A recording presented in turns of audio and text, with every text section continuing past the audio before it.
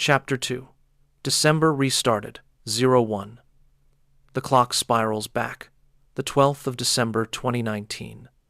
The date flashing on my phone screen felt like a silent thunderclap. 1 year ago today? I stared blankly at those digits, my brain short-circuiting. The suffocating drowning, the snapping bridge, Bai's cold confession. Was it all just an unnervingly vivid nightmare? Yun, you okay? Why are you staring at your phone? Sin's palm hit my shoulder with a familiar warmth. Nothing. Just a bit tired from the swim. My chest feels tight. I put away the phone, my heart beating at an unnatural speed. Haha, I bet you're just nervous about tomorrow, Shin teased. Tomorrow? I quickly scanned the fragments in my mind. Right tomorrow is the A University Open Day. Right now, I'm still a high school student. The three of us had been accepted into the same university. Since I had gotten into my dream architecture program, I had dragged Shin and Yi here to this coastal town for a site survey, treated as a graduation trip. Every beat of this trajectory was identical to my memory. Don't be nervous. We're here with you. Shin smiled brightly. Thanks, truly. Looking at my friends who hadn't yet been worn down by the trivialities of the future, a sour pang of gratitude for a second chance welled up in my heart. Sin and Yi are my childhood friends.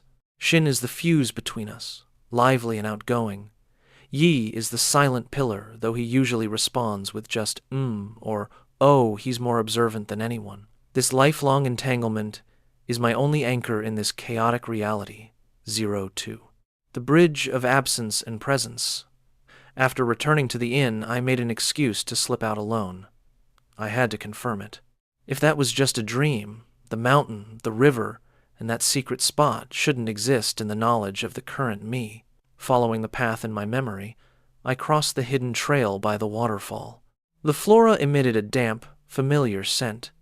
Every turn overlapped with the images in my mind. I reached the wooden bridge, the place where I had just lost my balance. Now, though old, it spanned the stream peacefully. I crossed the bridge and walked up the cliff.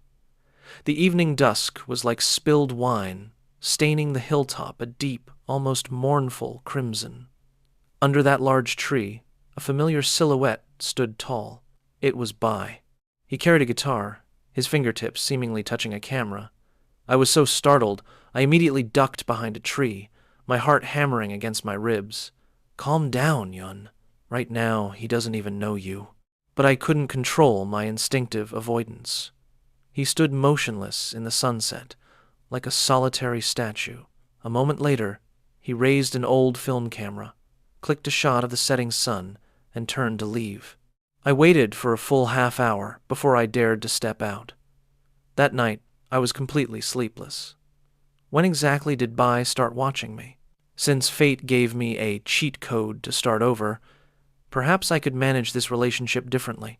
I didn't want to lose him as a friend, and I certainly didn't want to see that cold finality in his eyes again. 03. The game of dodgeball. A university, with its century-old red brick buildings, is the hall of fame for countless architecture students.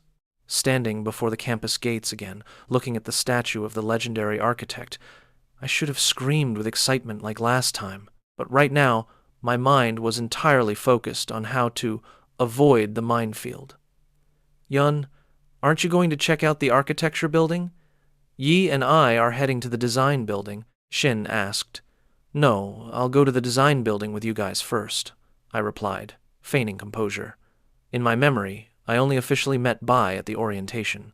But since I met him on the mountain yesterday, there was no guarantee he wouldn't show up at the architecture building today. To lower the probability of an encounter, I decided to break the original schedule. Before the design building, let's go to the auditorium for the performances. I heard there are big names, I suggested. This was a schedule I hadn't experienced before.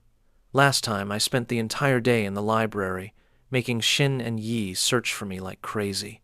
The auditorium was swarming with people, the air vibrating with the remnants of rock music. It's the HNE band.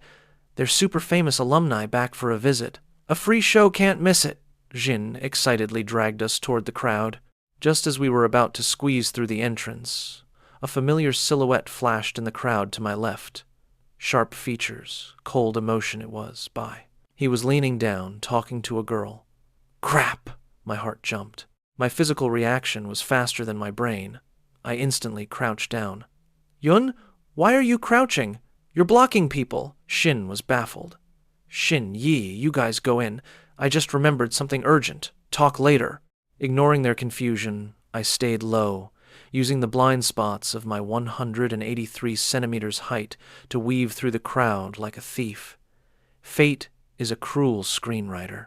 The more I tried to avoid him, the more he seemed to appear at every corner. 0, 4. Correcting the trajectory. Later, I hid back in the architecture library. This time, I didn't silence my phone. When Shin and Yi found me after the show, Shin's complaints were exactly as I remembered.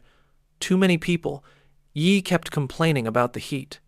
I breathed a sigh of relief. It seemed my small adjustments hadn't ruined their memories. The sun set once again. Watching the shadows move across the campus, my state of mind was vastly different from yesterday. The next meeting should be at the orientation in a month. By then, he will move into the room across from mine, and we will become neighbors once more. I closed my eyes and took a deep breath. This time, I will firmly protect that boundary of friendship.